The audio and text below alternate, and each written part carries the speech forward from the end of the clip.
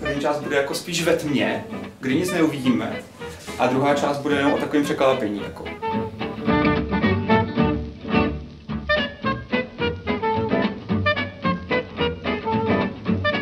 Vývojka a ustalovač mají jiné pH, tak se používá přerušovač, který nám jak kdyby ukončuje proces vývojky a chrání nám ustalovač pro další použití. Mazím do chuť. Červený. Chceme to použít, jo? Jo, je to vidět taky. Ne, hlavně nenatáčím. To nevím moc. Pokročíme rovnou na level 2, protože level 1 nemáme normální film, máme svítkovej. To do té vývojnice, Ano, zavře se to.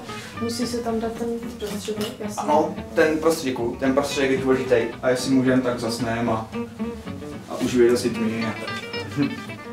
Teď namatám půjčky, který jsem si skvěle nachystal, ani nevím kam. Chceš na to rožnout? No.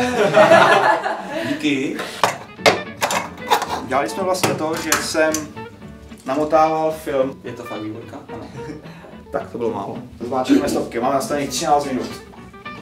Tak, a teď přicházíme k tomu, co jsem chtěl říct. První půl minuta se pořád takto jako překlápí, aby se to jako všechno promáčelo. Vypadá dobře. 20 stupňů.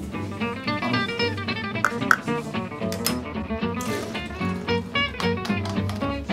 Což je třeba asi tolik.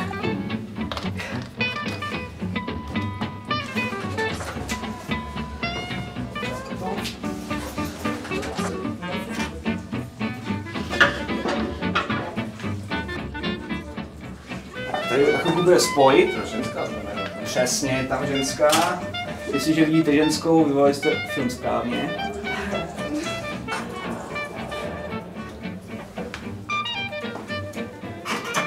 Tak, na to z druhé strany se to vypne tady tím.